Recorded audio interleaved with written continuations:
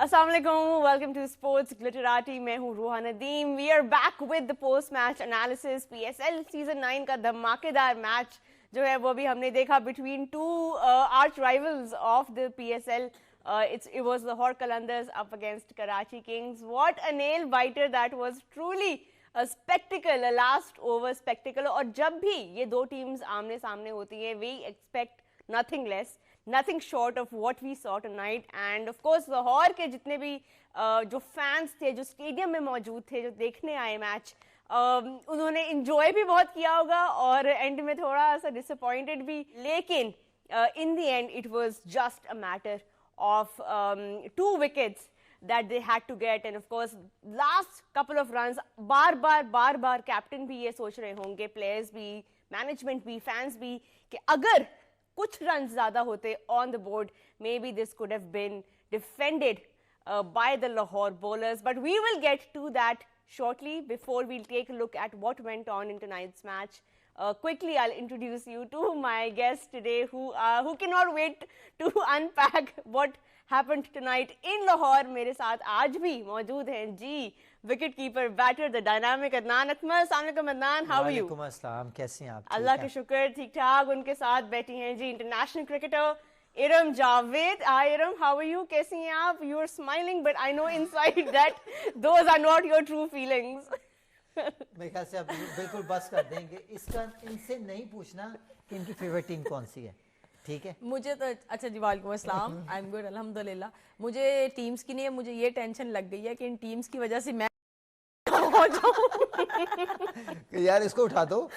It's fine. I think थोड़ा poor run चल रहा है आपका प्रेडिक्शंस वाइज। थोड़ा नहीं, बहुत ज्यादा। हमने आपको कल मौका दिया था कि टीम बदल लें, लेकिन आप परसिस्ट कर रही थी विद नहीं, लाहौर आप कलंदर्स। दोनों ने सेम टीम रखी, मैंने तो बदली रखी, टीम। मैंने तो लाहौर को सपोर्ट किया। I wanted to see Lahore fight back. आप दोनों जो है वो लाहौर की तरफ गई हैं और मैं गया हूँ कोयटा की तरफ, और the end match sorry Karachi की तरफ। तो कराची का जो लास्ट हुआ था ना कहीं लाहौर कलंदर वहां पे गलती कर गई। ठीक है, एक मैच में जमान खान को रन्स हो गए, पर लास्ट ओवर उसका रखना चाहिए था। यही तो लॉयल्टी है कि आपको बैड फेज में ही तो साथ देना है, वहीं तो नहीं छोड़ना साथ। क्या बात! What a deep philosophical thought. On that note, let's take a look at the match summary. What went on between these two teams? It was Karachi Kings, Captain Shan Masood winning the toss and choosing to bowl first. और ये भी बड़ा interesting था decision, इसके ऊपर भी बात करेंगे। Lahore putting together 175 on the board once again. Sahibzada Farhan getting some runs, 72 of 45. George Linda with 26 with 26 as well. और बॉलिंग की अगर हम बात करें, 2 wickets Hasan Ali, Mir Hamza picking up 2 and Tabraiz Shamsi with getting some runs, लेकिन 2 विकेट्स उन्होंने हासिल किए अपने 4 ओवर्स में। जवाब में जी कराची किंग्स की इनिंग्स जो है वो थोड़ी शेकी नोट पे जरूर स्टार्ट हुई, but then it was Kieron Pollard, Shoaib Malik with that wonderful partnership of 95 runs that took Karachi closer to the target. उसके बाद जी Nawaz with 15 runs as well. Bowling में Zaman Khan picking up 2, Ehsan Hafeez who was part of the playing 11 today picked up 2 wickets, giving away just 19 runs, and Haris Rauf got a wicket as well in his spell. In the end, it was a nail biter, and Karachi Kings won the match by 2 wickets. Last over spectacle.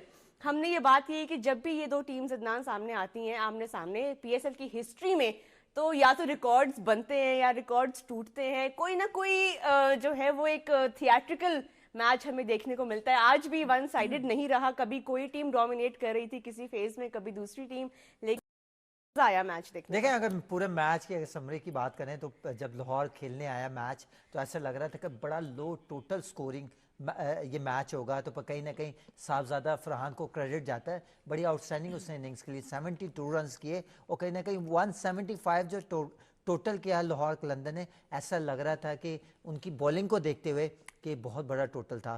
फिर उसके बाद match shift हुआ, फिर chess पे आए, Karachi chess पे आया, तो सडनली शान का रन आउट, उनके बैट्समैन टॉप ऑर्डर जो है उस तरह रन नहीं किए, और फिर दोनों एक्सपीरियंस इसी को कहते हैं जो करन पोलार्ड और शोएब मलिक ने इनिंग्स के लिए 90+ रन की पार्टनरशिप हुई, वहाँ पे मैच उनके पास थोड़ा सा आया, और नीचे आके जो हसन अली और इरफान न्याजी ने बैटिंग कर दी है ना, और लाहौर कलंदर गलती कहाँ पे कर गया, वहाँ पे जमान खान का ओवर होना चाहिए था जमान का।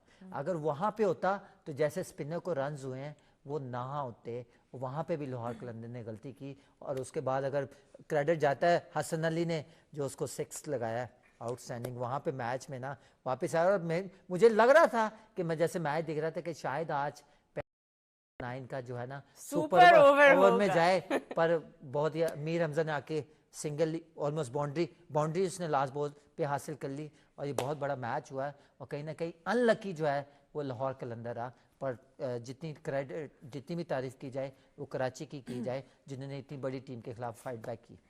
Iram, your thoughts on the chase? बड़ा जबरदस्त उन्होंने फिनिश किया मैच को कराची किंग्स ने। पहली 4 विकेट्स जो थी वो फटाफट ही एक उसमें दौरानिये में गिर गई, but then Malik and Pollard they took Karachi towards that total. और एक अच्छा वो कहते हैं ना सीनियरिटी जो हर T20 टीम में बैलेंस के लिए जरूरी होती है, आज इन दोनों प्लेयर्स ने दिखाया कि सिंगल्स ले भी आप जो है पार्टनरशिप बिल्ड कर सकते हैं और वो कितना इंपॉर्टेंट है। बिल्कुल, जिस तरह शान मसूद ने टॉस पे ही कह दिया था कि हम सेम लाइनअप हमारी है और हमने पिछले मैच में भी पहले बॉलिंग की थी और बाद में इजीली हमने चेस किया था, वही एग्जैक्टली उन्होंने सेम चीज़ रिपीट की है। मुझे लगता है फिर भी बॉलिंग में कराची ने उस तरह से बॉलिंग नहीं की, लेकिन दूसरी तरफ लाहौर कलंदर की जो बैटिंग लाइनअप थी वो बिल्कुल समझ से बाहर थी। इस विकेट पे जहां विकेट स्लो भी था और स्विंग भी था, यहां पे सिर्फ एक्सपीरियंस मैटर करता है और जहां दाद और एहसन के पास वो एक्सपीरियंस नहीं है। अगर सिकंदर रजा और शायद होप आ गए थे इनके पास, अगर इनको आप ऊपर भेज देते तो शायद ये टोटल 175 से 200 चला जा सकता था। यहाँ पे मुझे लगता है लाहौर थोड़ी सी मिस्टेक कर गया बैटिंग में। और जिस तरह कराची ने आके बैटिंग की है, लाहौर ने बहुत अच्छी बैटिंग की, 44 थे, लेकिन आके मलिक ने और पोलार्ड ने टीम को रेस्क्यू किया।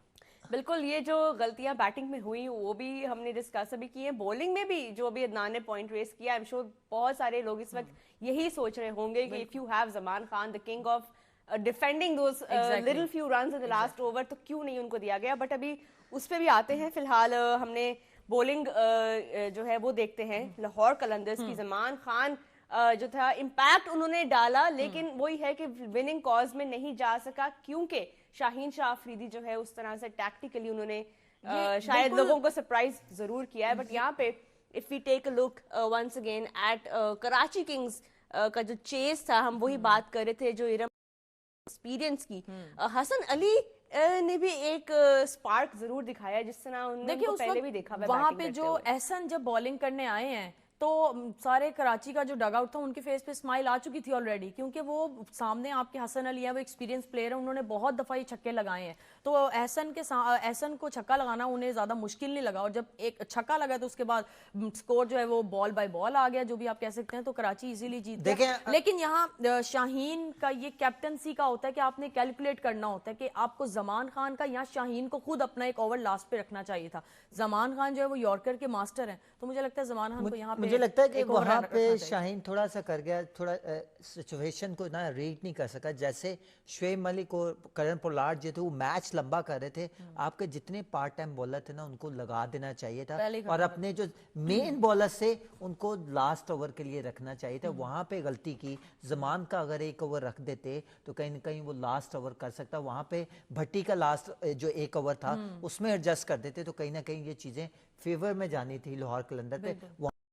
कि जब आप बैट्समैन लंबी इनिंग्स खेल रहा होता है, जब सिंगल डबल कर रहा होता है, तो आप बीच में एक ऐसा बॉलर है जो आपका नॉन रेगुलर है या पहला मैच खेल रहा है, तो उसको लास्ट ओवर के प्रेशर में नहीं लाना चाहिए था, उसको वहां पे ओवर करके फिनिश कर देते और आपके जो मेन बॉलर है उनको लास्ट में रखना चाहिए था। जैसे जमान, ठीक है, उसको इफ्तिखार ने रन्स कर दिए, इफ्तिखार का डे था उस दिन, वो बड़ी आउटस्टैंडिंग उसने इनिंग्स खेली, पर आज के दिन सामने थे इरफान नियाजी था और सामने हसन अली था, तो वहां पे वो कर जाता आउट और वो ओवर निकाल देता और कहीं ना कहीं वो लाहौर कलंदर के लिए फायदा होता है। चलिए, इस पे भी काफी आई एम श्योर लाहौर कलंदर्स के कैंप में इस वक्त डिलिब्रेशंस हो रही होंगी, बातें हो रही होंगी, रिफ्लेक्शन काफी हो रही होगी, क्योंकि वही बात है कि वो प्लेयर जो आज अपना पहला मैच खेल रहे हैं आपकी टीम के लिए, उनको आखिरी ओवर दे देना, वो भी एक क्रंच मैच में। आपको पता है you don't have a lot of runs to defend in that last over, so I am sure they must be thinking a lot about that. But अगर हम बॉलिंग की थोड़ी और बात करें, इरम, हारिस रऊफ के ऊपर जो है वो काफी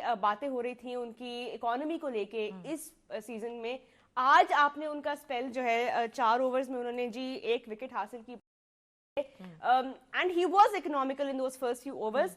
एंड में उनको अब तो खैर from what we are hearing उनको ऑफ शायद द इंजरी फील्ड भी हो लेके गया. लेके शायद जाया injury गया. हो गया. तो उसके बारे में भी आप बताएं. लेकिन overall Haris Rauf spell today, were you impressed? Do you think he is been getting feedback? बिल्कुल, आज हारिस ने जो है फर्स्ट 2 ओवर्स वो बहुत अच्छे किए हैं, क्योंकि उन्होंने सिर्फ लेंथ पे हिट किया है और सामने चाहे कोई भी बैटर था वो बैटर को नहीं देख रहे थे, वो अपनी सिर्फ जगह पे फोकस करते थे. लेकिन उसके बाद जो उन्होंने 2 ओवर्स किए हैं वो फिर पेस पे गए हैं, और वो जो उनकी पेस है ना वो कह लें कि हिट किए बगैर रह नहीं सकते. लेकिन जहां पे फिर वेरिएशंस लाए हैं, स्लो वन किया तो कैच भी निकला है, जो कि अब्दुल्ला शफीक सब्स्टिट्यूट आए हुए थे, उन्होंने ट्राई नहीं किया. शायद शोएब मलिक आउट हो सकते थे, लेकिन चलें वो फौरन ही शोएब मलिक आउट हो गए. लेकिन जितना वो डेंजर कर चुके थे उनके लिए नुकसान वो शोएब मलिक ऑलरेडी कर चुके थे. लेकिन हारिस का पिछले मैचेस के मुताबिक आज वाला मैच जो है वो बहुत बेहतर था. अब ये अगला मैच भी उनका डाउट में है. वो तो 100% डाउट में हो गया. शायद मुश्किल है, क्योंकि जैसे पेशावर के लिए वो मैच जीतना मुल्तान के अगेंस्ट बहुत जरूरी था. आज कहीं ना अंदर के लिए ये मैच जीतना बहुत इंपॉर्टेंट था. अगर इस टूर्नामेंट लाइव रहना, अगर आज का मैच वो हार गए, कहीं ना कहीं उनको बहुत ज्यादा प्रॉब्लम फेस करनी पड़ेगी, क्योंकि कोई मैच ही वो जीते. और प्रेशर अगले कितने ऑलमोस्ट 10 मैचेस खेलने ईच टीम ने. अगर 10 में से 9 to 10 मैचेस खेलने, अगर उसमें से 4-5 मैच हार जाएंगे तो कहीं ना कहीं बहुत ज्यादा प्रेशर होगा. अगले सारे मैच जीतने पड़ेंगे और जिनके साथ कंपटीशन है उनको मैच हारने पड़ेंगे. तो बट वही आ गया कि कौन जीतेगा, कौन वो हारेगा. कहीं ना कहीं ये भी देखना पड़ेगा. दूसरा, अगर मैं फखर की बात करूं तो फखर अगेन आज स्कोर नहीं कर सका.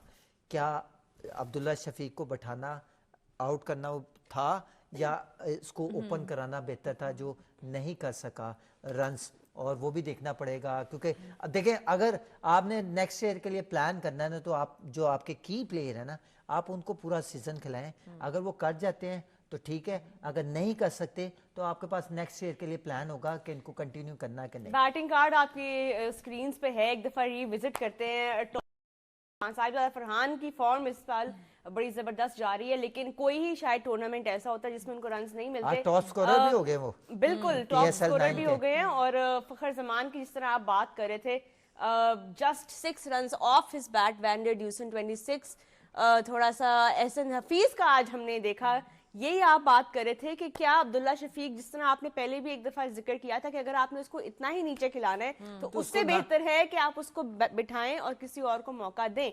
आज ये जो स्ट्रैटेजी थी, आपको लगता है ये कंटिन्यू रहेगी अगले मैचेस में? देखें, अगर हमने बात की थी कि अब्दुल्ला शफीक को इतना नीचे खिला रहे तो उसका फायदा कोई नहीं. उन्होंने आज 2 चेंजिंग की लाहौर कलंदर ने, और कहीं ना कहीं प्रेशर जो है फखर जमान पे भी आएगा. अगर वो नहीं रन्स करता आज जैसे उसने रन्स किए और अब्दुल्ला शफीक नहीं मैच खेला, तो कहीं ना कहीं वो सोच रहे होंगे, जो उनका कैंप है या कोचिंग स्टाफ है या कैप्टन है, वो सोचेगा कि अगला मैच जो है हम फखर जमान को ना खिला के अब्दुल्ला शफीक को इन कर सकते हैं. और उसके बाद अगर सिकंदर रजा की बात करें या शॉन होप जो विकेट कीपर है, आज वो खेले हैं, कहीं ना कहीं उसका फायदा को भी हुआ है. जब आप एज ए बैट्समैन खेलते हैं तो आपकी थिंकिंग, आपका माइंड सेट है वो डिफरेंट हो जाता है. यहाँ पे डोंट यू थिंक ये थोड़ा सा पैनिक का एक साइन होगा कि आपने अब्दुल्ला शफीक को भी बिठाया, फिर आपने उसको अगले मैच में खिलाया, फखर को अगर वो बिठाते हैं, फिर हारिस भी नहीं होंगे प्रोबेबली अगर वो ना हुए अगले मैच में.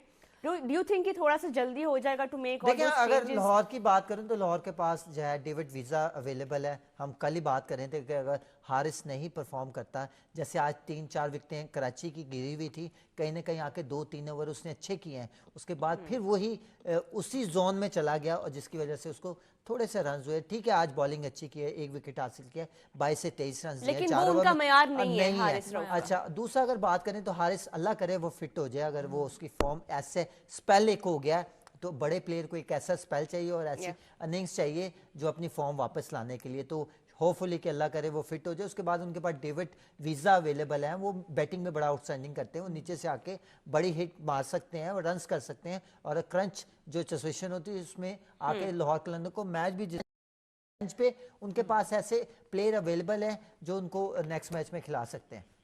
चले, हमने अभी बैटिंग की तो बात की है, उन्होंने कुछ गलतियां वहां पे जरूर हुई, but if you look at Karachi Kings bowling, a lot to see over there. It's good to see Mir Hamza picking up wickets in every game, उनको कॉन्फिडेंस भी आया है, कैप्टन को भी उन पे कॉन्फिडेंस है, और ऑन फील्ड अब उनकी बॉडी लैंग्वेज भी जो है वो ये शो कर रही है. Of course Hasan Ali is also having a good tournament, picked up 2 wickets again tonight, and of course that cameo in the end with the bat will earn him a lot of Karachi fans. But overall, Iram, what do you make of this bowling card?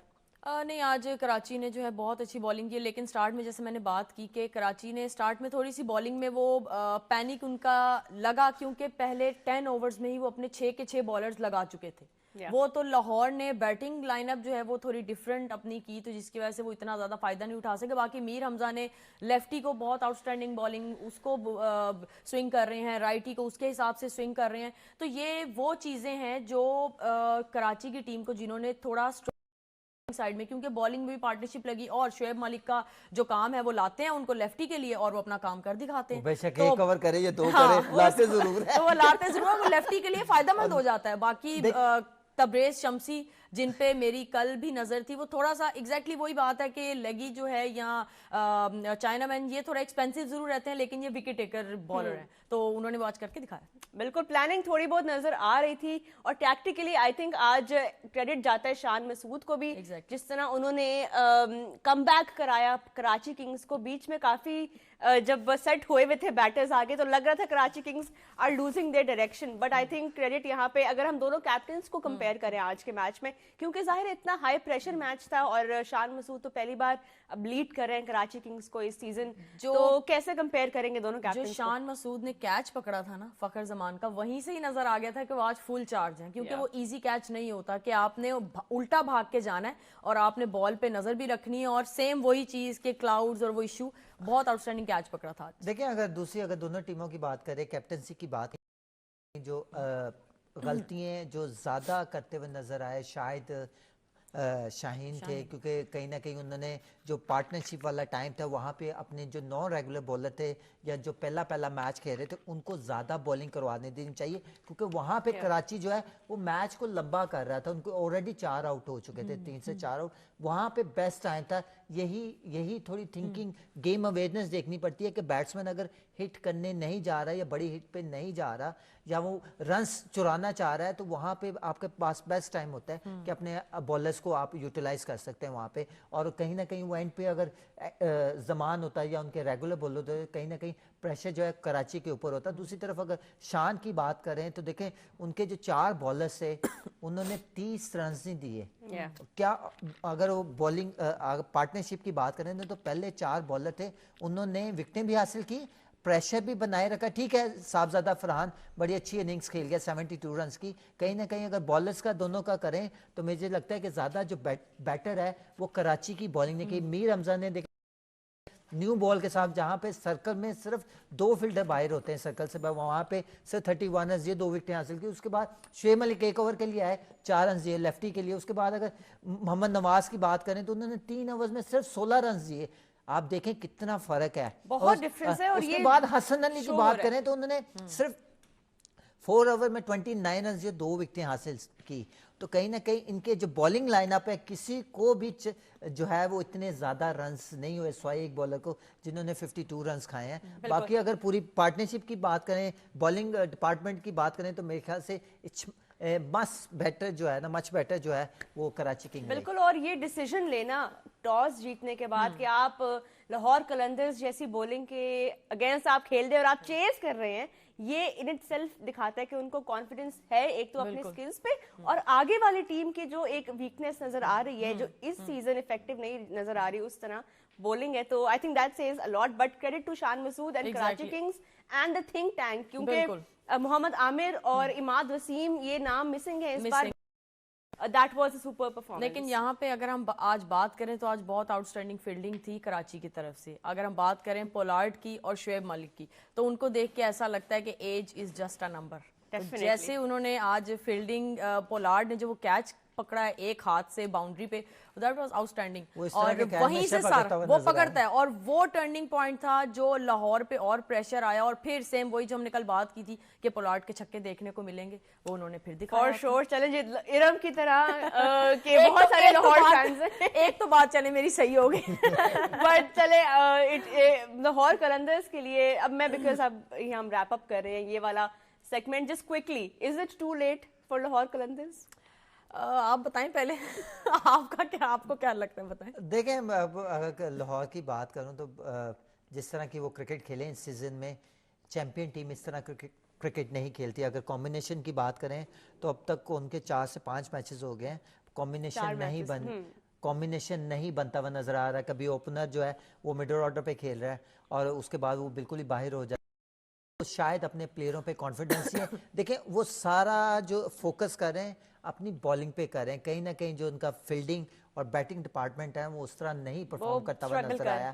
Bowling ठीक है, 20 over करते हैं, bowlers करते हैं, bowlers में भी कमी थी उनके पास। राशिद खान नहीं था जिसका बहुत ज्यादा गैप नजर आया लाहौर कलंदर को। तो मुझे लगता है कि उस तरह क्रिकेट नहीं खेल रहे जैसे वो लास्ट सीजन में खेली। वही बात इसी पे आई थिंक हम कंक्लूड करते हैं कि 175 was it seemed like a big enough total अगर आपकी बॉलिंग लाहौर कलंदर्स की तरह की बॉलिंग है, but as it is in the end कि ये नहीं साबित हुआ कि it was enough. They could have gotten 10-15 more runs because in the end बहुत कम मार्जिन रह गया था, but it's 4 losses for Lahore Qalandars. A lot to think about for them। यहाँ पे एक ब्रेक लेते हैं, ब्रेक के बाद when we come back we will have lots and lots to talk about। It's another double header tomorrow, so कहीं मत जाइएगा, we have lots more in store for you।